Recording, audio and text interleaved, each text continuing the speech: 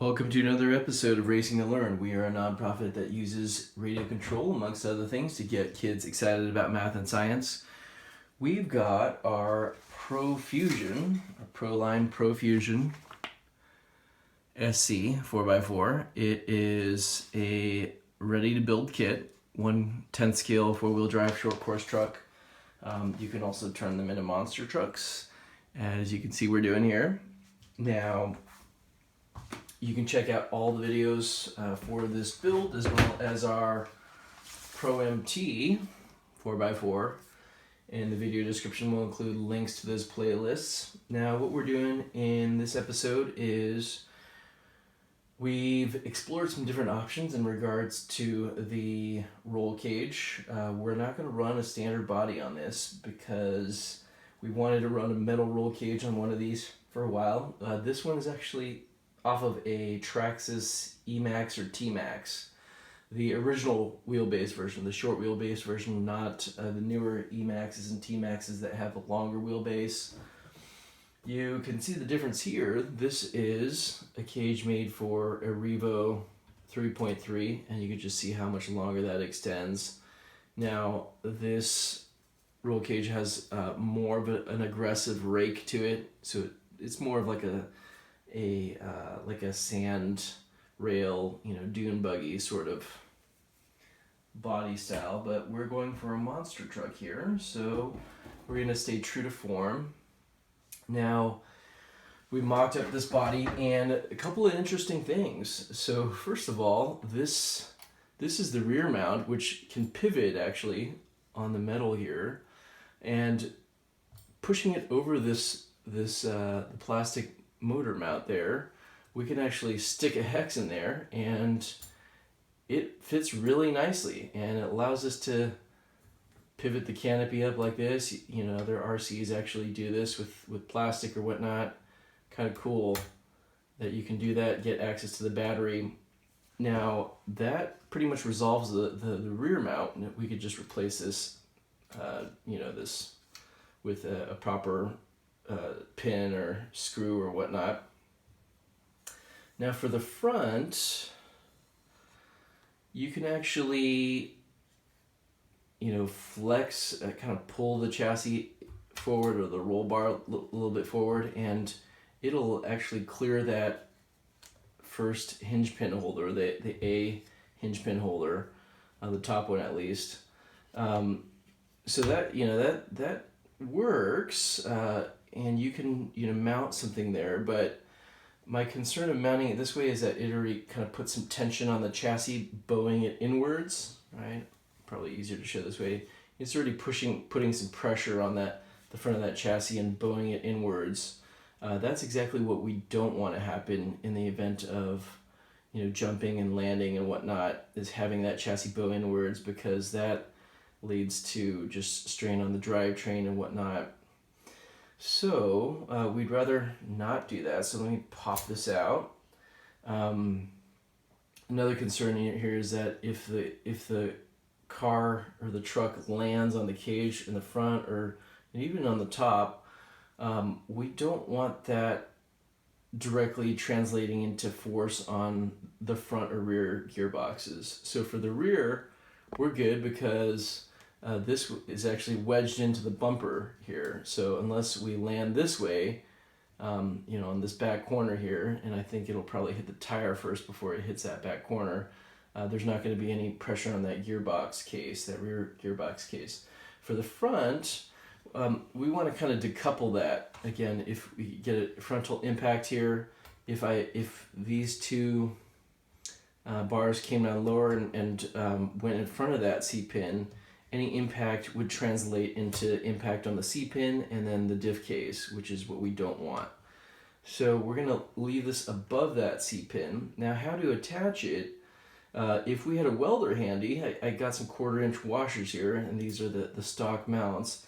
We could just do some tack welds here and here to these washers, and it'd be really nice. You'd be able to flip the body down and then just use the stock thumb screws that come with the truck here to affix the mount, like here. So here are the thumb screws here, right? So you could just put on this thumb screws, and then they would hold on to these washers, which would be welded onto the sides of this cage. You'll notice that the cage isn't perfectly lined up here because it isn't symmetrical. I don't know. We bought this cage used off of eBay, so I'm not sure if it was hit in the front and tweaked or if it just came from the manufacturer that way. But regardless, this would be kind of cool if we had a welder, but we don't. So we started getting a little more creative. This is the chassis brace, homemade chassis brace from our our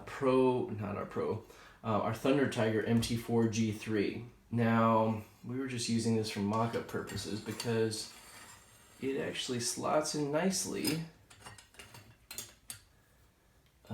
between the cage here and the chassis. And we were thinking of notching it out just like this. It was done for the Thunder Tiger there, so it would go over the shock towers. But these are plastic shock towers, and you know we've got the upgraded braces already from Kraken RC the front plate and the rear plate, in super nice machined anodized aluminum. So don't think we're gonna have a problem with that chassis flexing in. I'm not sure if others have it yet or not. I should really take a look at the Facebook group. That's really a go-to source for all things ProLine, ProMT, and ProFusion. Wonderful knowledge base there. So that was a consideration as well, and then somehow making the the roll cage attached to this bar, and then that would give it also some added support between the shock towers. But we're already adding a lot of weight up top here because this is a steel cage, not aluminum. This is an aluminum bar.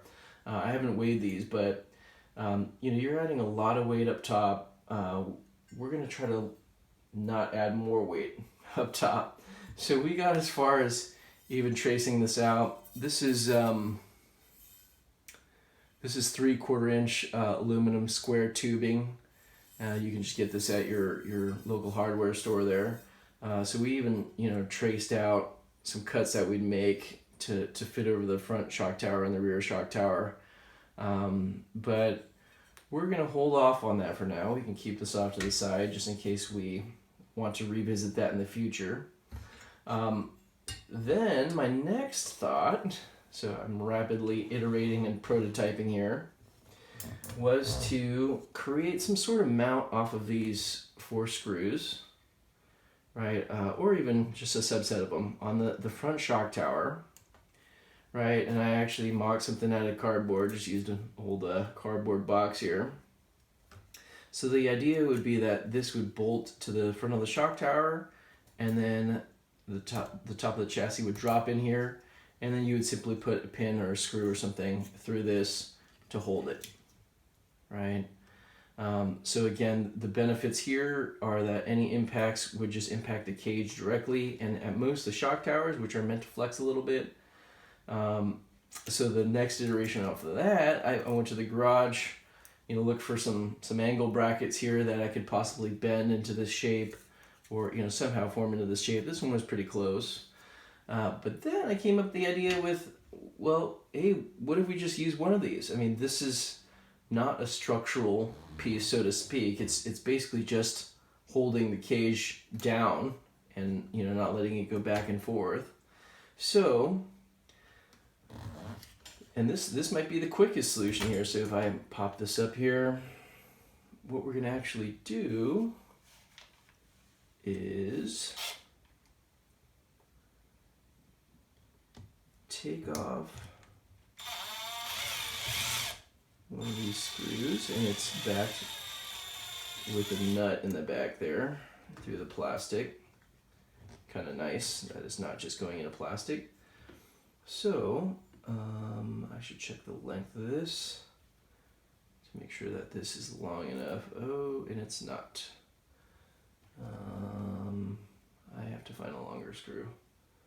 Let's see, we got a longer countersunk screw over here.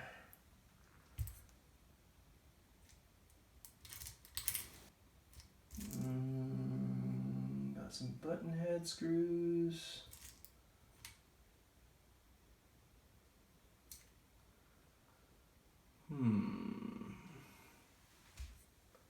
have to just go with a longer button head screw. Check my screw box here just to see if we have anything longer that's countersunk. No, we don't. Well, we can always get a nicer screw later. Got some stainless screws somewhere around here. But let's just try this out for now since we're mocking things up. Not a huge deal. So, by putting this through,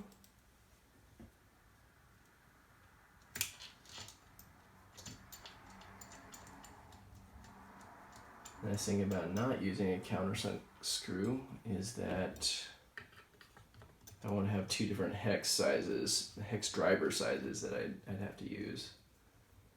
Okay. It's really caught in there. Oh, this is barely catching there. But again, not a structural piece, so just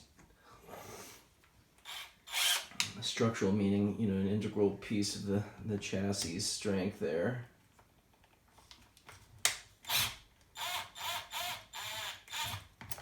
Okay. There we go. That is attached. So now the chassis just drops down. And what we do next here is just mark and drill a hole into this L bracket right here. So the chassis would just drop into place. Give it some room from this the A bracket here, just a little bit up like this. So I'd mark that, drill that through, and then we'd be able to use some sort of pin in place there, or you know, screw and bolt, and probably a pin, just to make things easier. And that would be our method of attaching the front of the body. So I'll give you guys another view of just what it looks like from a bird's eye view. Oh, this our temporary metal pin here. All right, there we go. So that's what the rear mount looks like, and you can see this is very sturdily secured there. We just need to get some sort of, you know, like either a longer or thin cotter pin. I'm not sure if I can get one in that size, but that would be nice. A cotter pin through both ends would be ideal. I'm gonna see what they've got at Home Depot there. So then I'd just be able to use a body clip. I don't think I can get one that small, frankly. So we might have to make our own cotter pin out of a nail or something, or a screw, but that's what we're thinking.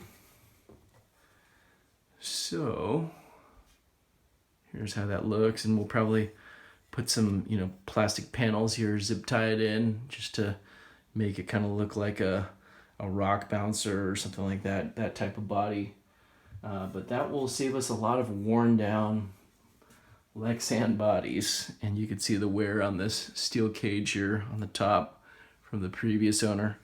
So let us know what you guys think in the comments. Like, comment, subscribe. Thanks again for watching, and we'll catch you next time.